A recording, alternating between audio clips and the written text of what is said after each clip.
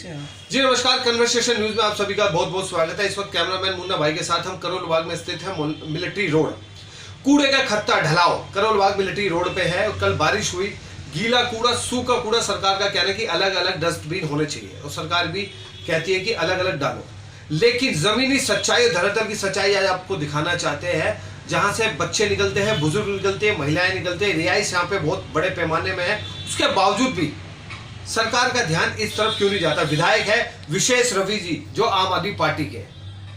अभी फिलहाल हम सुशीला मदन खोरवाल जी से मुलाकात करेंगे। उन्होंने समय दिया, उन्होंने कहा आइए ऑफिस में चर्चा करते हैं। आइए इस महत्वपूर्ण विषय पर चर्चा करेंगे। उनके कार्यकाल में, निगम पार्षद के कार्यकाल में कैसा कार्य रहा, इन मुद्दों पर चर्चा करेंगे। आइए मिलते हैं। हमारे न्यूज चैनल में आप सभी का बहुत बहुत स्वागत है। हमारे साथ है सुशीला जी। सुशीला जी एक अपनी छवि के नाम से जानी जाती है, कांग्रेस की वरिष्ठ नेता भी रही है, कांग्रेस से पुरानी, कांग्रेस की सिपाही भी हम उनको कह सकते हो, निगम पार्षद भी। आइए कुछ मुद्दों पर चर्चा करते हैं आज। नमस्कार जी। नमस्कार जी। पहले तो जो आपने अपना कीमती समय दिया उसके लिए आपका बहुत बहुत शुक्रिया। नहीं जी, ऐसा है कि मैं सुबह 10 बजे से लेकर शाम को 7 बजे तक किसी ऑफिस में बैठती हूँ पब्लिक की सेवा के लिए। जो भी आता है वो इस ऑफिस को अपना ऑफिस समझ के आता है और पब्लिक की सेवा के लिए बैठे हैं हम। कोई ऐसा नहीं है, जो भी आएगा उसे मैं समय देने के लिए तैयार बैठी हूँ। वैसे तो सभी लोग आपको बहुत प्यार करते हैं, आपके वार्ड में मैंने जनता से भी बात की, लेकिन फिर भी मैं आपसे प्रार्थना करूंगा कि आप पूरा परिचय हमारे चैनल के माध्यम से पूरे भारतवर्ष को दीजिए। देखिए, मैं सुशीला मदन खोरवाल, निगम पार्षद और मदन खोरवाल जी की धर्मपत्नी, जो कि 5वीं बार जिला अध्यक्ष बनी है कांग्रेस पार्टी से। 50 साल से कांग्रेस की सेवा कर रहे हैं हम दोनों।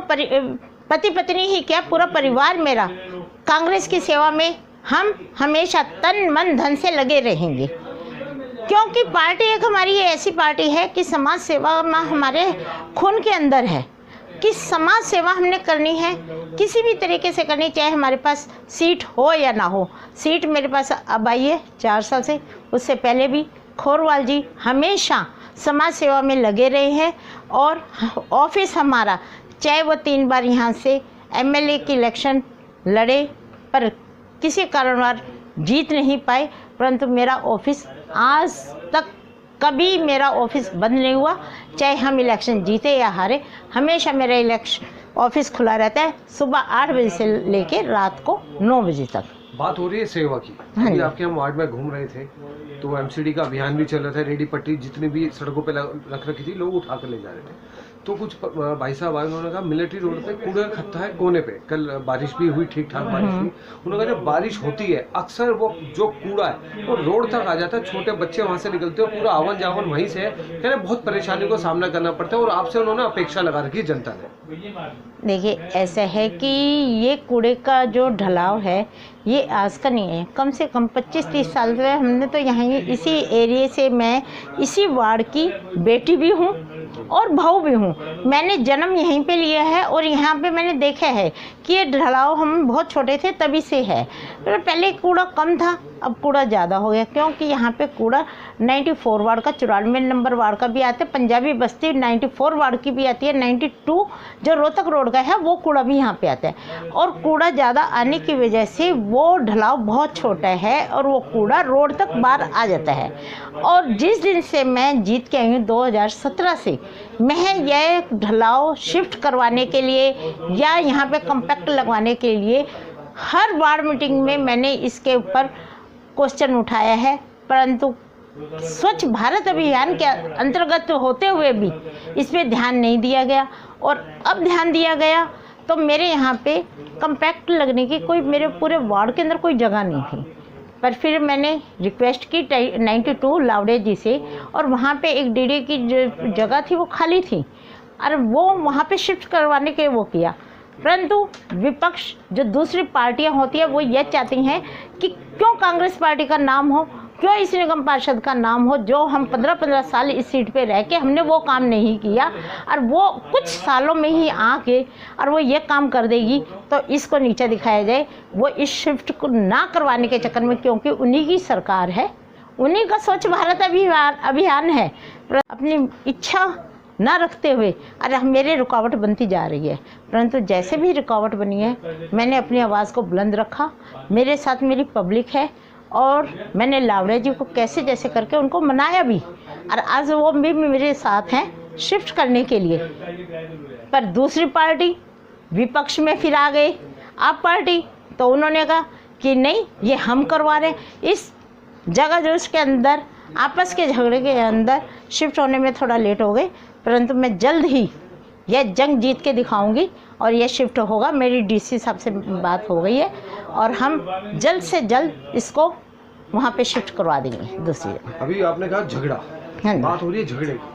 आपको लगता है कि दिल्ली में जो माहौल अभी बन रहा है, कल भी आपने सुना होगा कि झगड़े की उम्मीद थी, मैं खुल के नाम नहीं लूंगा उस स्थान का। हाँ जी, हाँ जी। कहीं ना कहीं ये जो लाउड स्पीकर और हनुमान चालीसा का जो माहौल बना हुआ है पूरे भारतवर्ष में, उस बारे में कांग्रेस का अपना क्या कहना है?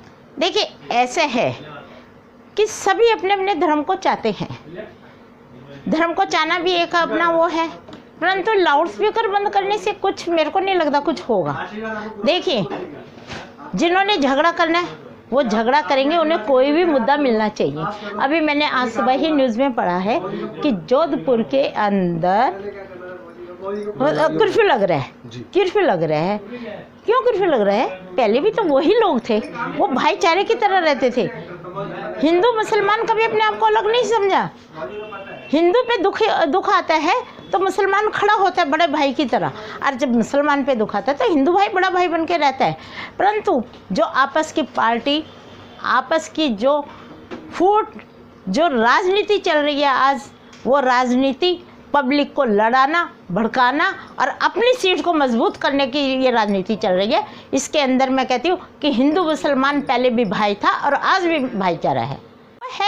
ये आपस के जो नेता लोग हैं अपनी कुर्सी के लिए, अपनी कुर्सी को मजबूत बनाने के लिए पब्लिक में फूट डाल रहे हैं, जबकि जो कि वहाँ के रहने वाले लोगों को आपको जाकर पूछोगे ना तो वो कहते हैं आज भी हम भाईचारा है।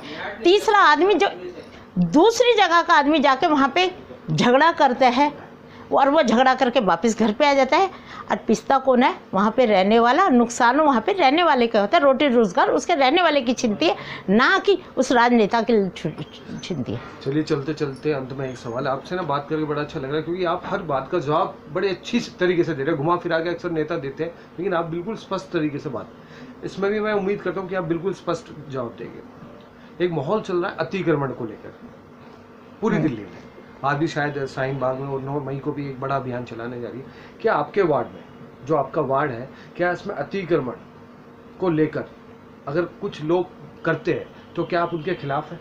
देखिए, अधिक्रमण की बात ये है कि अधिक्रमण लोग, अब मेरे यहाँ पे क्या है कि मेरे यहाँ पे झुग्गी झोंपड़ी वाला लोग भी नहीं है और बहुत पैसे वाला मेरे बहुत बड़े बड़े घर भी नहीं है।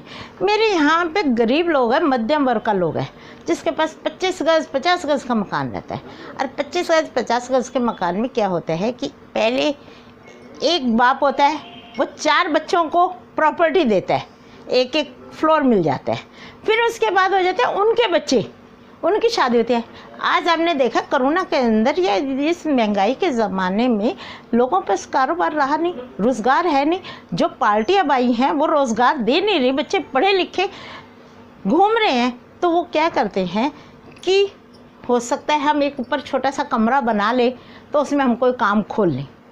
वो एक छोटा कमरा बनाता है, वो छोटा जो कमरा बनाता है कमाने के लिए, अपने रहने के लिए, उस पर उंगली उठती है, उस पर उंगली उठती है। बड़े बड़े पैसे वाले अपने बना रहे हैं नाजायज़ जगह के ऊपर, जहाँ पे लोग पार्क रहते होता था, जहाँ पे सरकारी स्कूल चलता था, और वहाँ पे आज 12-12 मंजिल बिल्डिंग बन रही है, उस पर उंगली नहीं उठ रही।